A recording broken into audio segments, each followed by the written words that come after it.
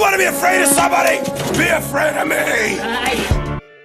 You probably don't think I'm a very nice guy. Inconceivable! It's done out of love. Oh, hi there. My name is Prostetnik Vogon Jeffs, and in this video I'm talking about one of the greatest action movies of all time. No, I don't think that's right. A comic book adaptation that puts all other comic book adaptations to shame. A movie packed with so much star power that watching it will give you solar keratitis. That's right, I'm talking about the one and only Judge Dredd. If this is an April Fool's joke, you're either way too late or way too early.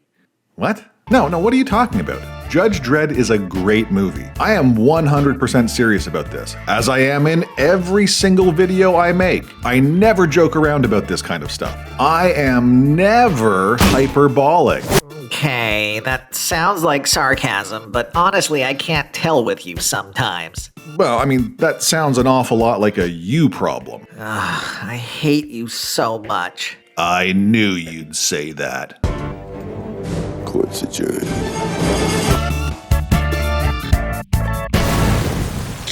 Judge Dredd is a science fiction action film directed by Danny Cannon and starring Sylvester Stallone, Armand Assante, Diane Lane, Rob Schneider, and Max von Sydow. Written by William Wisher Jr. and Steven D'Souza, and based on the 2000 AD comic book series, Judge Dredd tells the story of a law enforcement officer, granted the power of judge, jury, and executioner, who is framed for murder by his evil clone brother, which is a subject that hits incredibly close to home. Oh, stop it, you big baby. I never framed you for murder. You tried, and then you locked us inside this magical TV box thing without any food or water.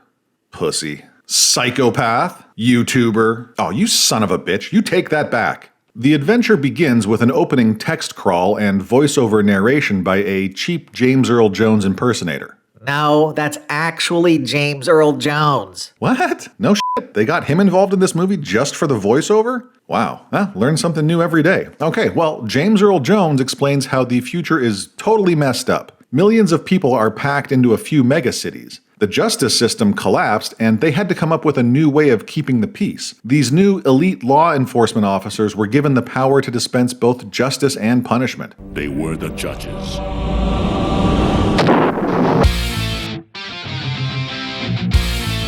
All right.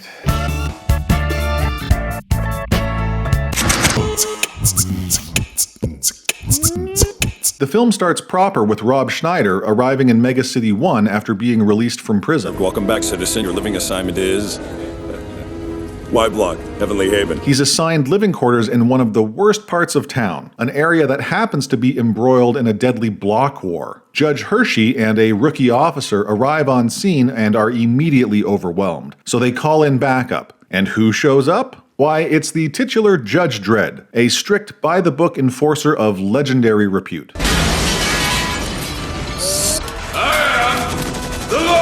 When the rookie judge is taken out by a gang of thugs, Dredd goes nuclear and executes all of them. Code 3613, the first-degree murder. Street judge. Let me guess. Life. Death. And finding Rob Schneider hiding in a servo droid, the no-nonsense cop sends the recently released ex-con back to prison for 5 years. You're misjudging! You're misjudging me! Meanwhile, inside the halls of justice, Chief Justice Fargo and other high-ranking officials discuss an epidemic of crime that threatens to overwhelm the resources of the judges. Our situation gets worse every day. And while getting a lecture from Fargo, Dredd pulls a Mandalorian and takes his helmet off because Stallone's ego comes before comic book accuracy. You know, despite the liberties this movie took with the character and other elements of the comics, I love how 90s it feels. The set and costume design is really impressive, and those futuristic dystopian cityscapes are beautiful. But I'm not wrong here, am I? I mean, it has a very late 20th century vibe going on, right? Yeah, duh. Plot twist, criminal ex-Judge Rico, in cahoots with corrupt Judge Griffin, escapes from Aspen Penal Colony. Penal. He returns to Mega City 1 and retrieves his old law enforcement gear, along with an ABC Warrior robot, and proceeds to frame Dredd for the murder of a local reporter and his wife. Judge Hershey tries to defend her colleague. I never broke the law!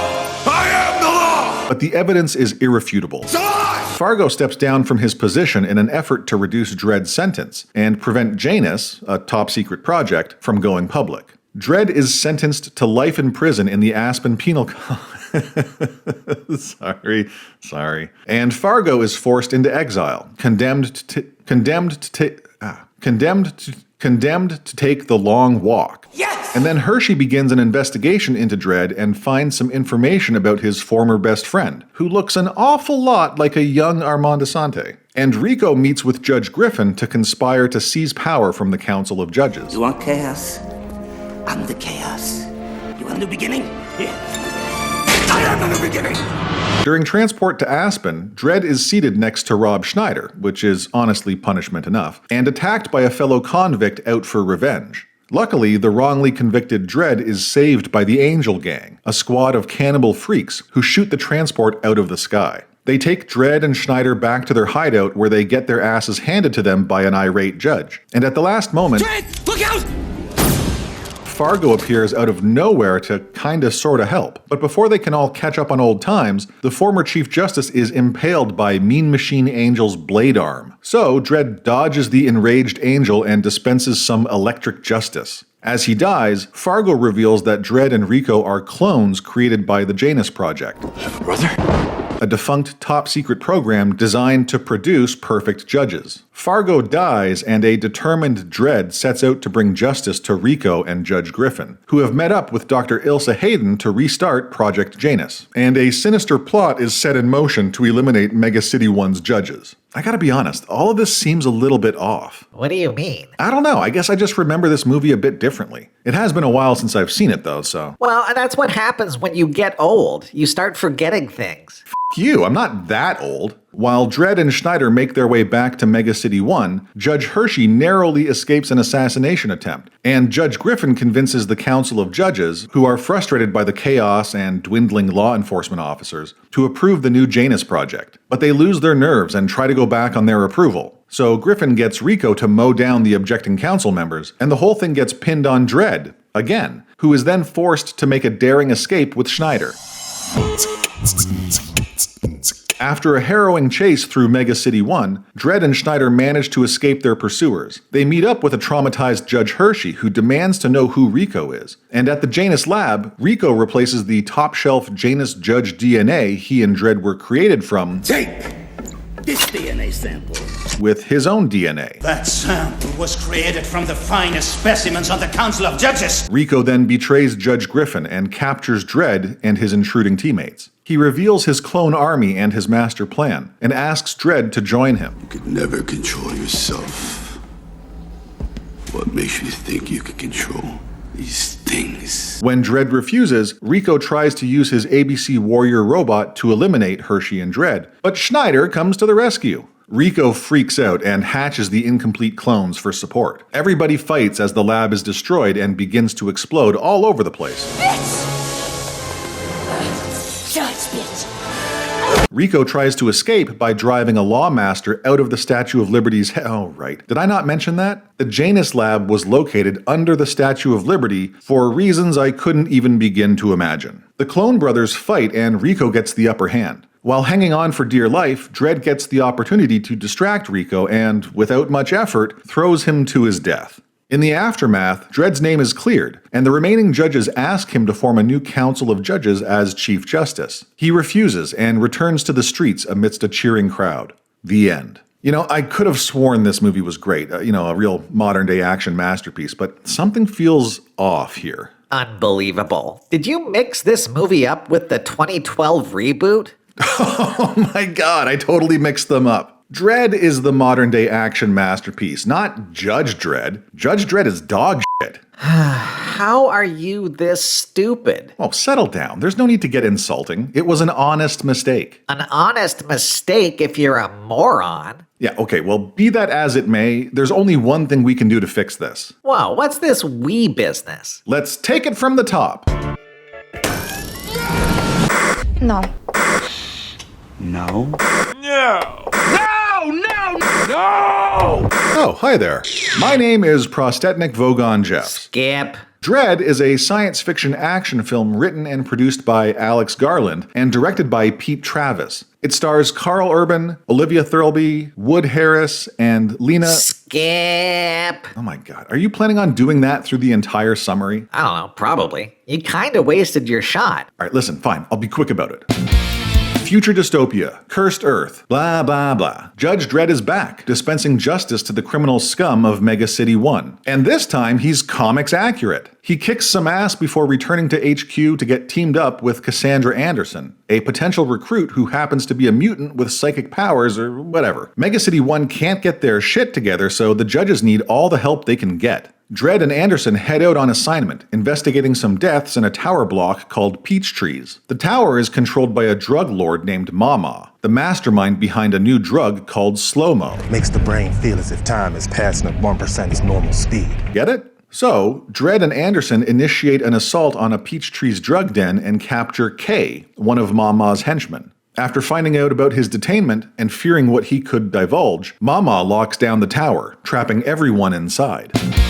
She hops on the loudspeakers and informs the residents that they will remain locked down until the intruding judges are dead. So help or get out of the way. Dredd and Anderson fight their way up the tower, and that's more or less Act 2 in a nutshell. Anderson psychically interrogates Kay, and Dredd insists on taking down Mama's drug ring. But a confrontation with a couple of armed teens allows Kay to get the upper hand on Anderson. He holds her hostage, escaping to the top floor and presenting her to Mama. And to deal with Dredd, Mama calls in a squad of corrupt judges. Call 911.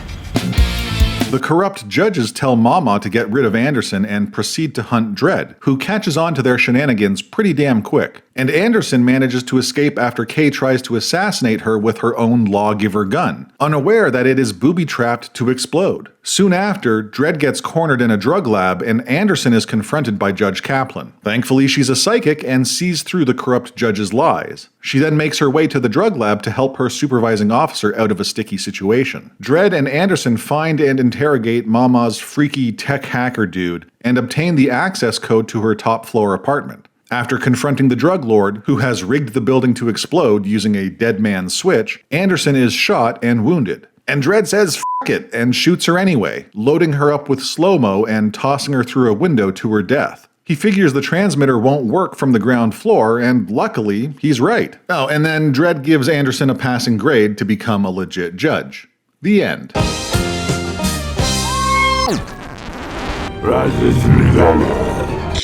What's your analysis? Alright, well, here's the thing. Neither Judge Dredd or Dredd is a masterpiece. You sure? While they are qualitatively different, like night and f***ing day, they are both worth watching. Oh. For entirely different reasons, sure, but I had a blast rewatching both of these flicks. I hated Judge Dredd back when it first came out, but it's grown on me. Is it terrible? Absolutely. Better than prison? The casting is wild. Stallone had the right build and look for Dredd, somewhat, but he mangled the performance to a comedic extent. I knew you'd say that. And Schneider? I mean, they might have well have cast Pauly Shore. A weird choice. Makes the whole movie feel like a joke. And as much as I love Diane Lane, I couldn't suspend my disbelief nearly enough to buy her as a judge. I knew you'd say that. Armand Assante, on the other hand, kind of makes up for all of them with the amount of scenery he chews. You started a massacre. I caused the revolution. You betrayed the law. Law. It's an absolutely unhinged performance that reminds me of Raul Julia's M. Bison from Street Fighter. Game over! Intruder destroyed. Dude's just having the time of his life, and I'm there for it. Outside of the strange casting choices, terrible ADR, and overall tone that deviates from the source material like there's no tomorrow, there are some pretty memorable characters and action scenes. Let me crush him, boy. The set design is fantastic too. It feels like Blade Runner meets The Fifth Element with a bit of Demolition Man thrown in for good measure. It has a 90s Hollywood feel that really cranks the nostalgia up to 11. And the judge uniforms were designed by Gianni Versace, which explains why they're so fabulous. Oh, that'll win him over. Is it a bad movie? Yeah. Is the story weak? Oh, yeah, no doubt. But it's also entertaining as all hell. This is madness. When it comes to Dredd, the 2012 franchise reboot, it's a whole other story. Literally, it's a different story. And it's good. It feels like a more grounded and oddly faithful version of Dredd. I am the law. It's well-paced and the performances are exceptionally on point. Karl Urban, despite having a less intimidating physique than Stallone and a less comic-accurate uniform, feels way more like Judge Dredd than his predecessor. I'll be the judge of that. And he keeps his helmet on throughout the entire movie like a boss. Admirable. It's a small thing, sure, but it resonates with fans of the comics. The story itself is much smaller in scale than the 1995 cinematic debut, but it works incredibly well here. And yes, there are some insane parallels between Dredd and The Raid, which came out the year previous. It's anyone's guess how much of that was intentional and how much was coincidental, but it's not like it really matters. I mean, how does that old Picasso saying go? Good artists copy, great artists steal? The idea behind it being that straight up copying another artist's work is the sign of a bad artist, but taking inspiration from others, creating something transformative, is a sign of a great artist. Something like that.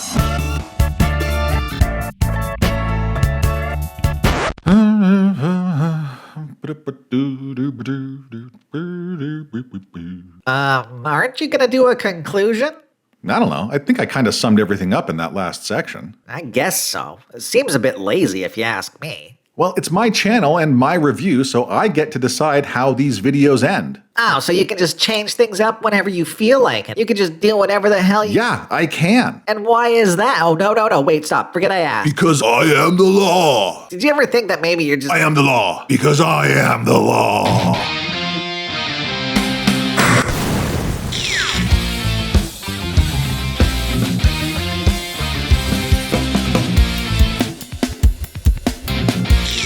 You have blessed us indeed.